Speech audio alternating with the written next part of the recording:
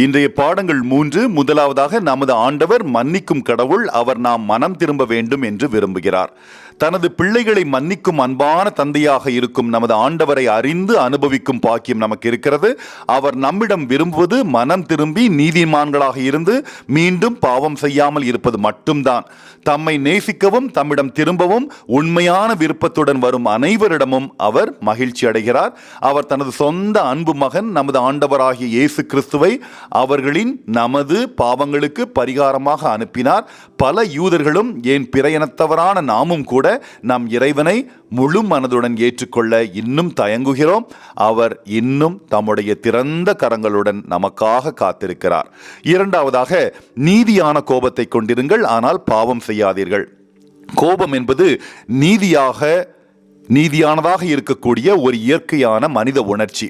பாவம் நிறைந்த பழிவாங்கும் செயல்களை தவிர்ப்பதற்கு அல்லது கசப்பாக மாறுவதை தவிர்க்க உடனடியாக அதை நிர்வகிக்க வேண்டும் என்று புனித பவுல் நமக்கு அறிவுறுத்துகிறார். வேறு வார்த்தைகளில் கூறுவதானால், கோபமடைந்தால் கிறிஸ்தவர்களாகிய நாம் அதே நாளில் சமரசத்தை நாட வேண்டும்.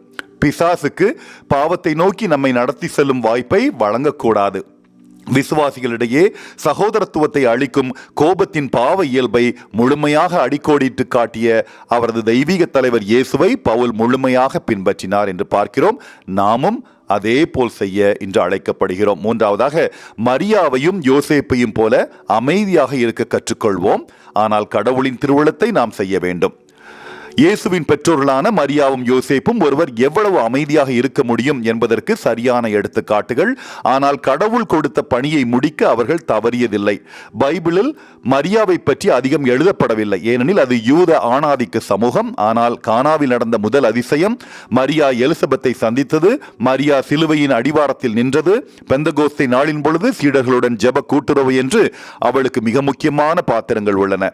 யோசேப்பு ஒரு ஆணாகவும் தாவீதின் மகனாகவும் இருந்த போதிலும் உண்மையில் அவர் எல்லா நேரங்களிலும் அமைதியாக இருந்தார். ஆனாலும் அவர் கடவுள் நியமித்த அனைத்து கடமைகளையும், குடும்பத்தை பாதுகாப்பது, இளம் இயேசுவுக்கு தச்சு வேலை மற்றும் பிற வாழ்க்கை திறன்களை கற்பித்தல் எல்லாவற்றையும் செவ்வனே செய்தார். 12 வயது இயேசு எருசலேமில் தொலைந்து போன பொழுது மரியாவும் யோசேப்பும் எப்பொழுதாவது கோபப்பட்டார்களா? இந்த புனித தம்பதியிடமிருந்து நாம் கற்றுக்கொள்வோம். நாம் அமைதியாக இருந்து ஜெப முறையில் சென்று நம் ஆண்டவர் இயேசுவின் முன்னிலையில் எல்லாவற்றையும் ஒப்புக் கொடுப்போம். நம் மனதில் கோபத்தை வைத்திருக்கும் பொழுது உயர் இரத்த அழுத்தம் போன்ற உடல் நோய்களையும் மனச்சோர்வு போன்ற மனநோய்களையும் அழைக்கிறோம். சுய கட்டுப்பாட்டிற்கான கடவுளின் பலத்திற்காக நாம் ஜெபிப்போம். மேலும் நம்மை காயப்படுத்தியவர்களை முதலில் மன்னிக்க விரும்பவும் பின்னர் உண்மையில் மன்னிக்கவும் அருளை அவரிடமே கேட்போமாக. ஆமேன்.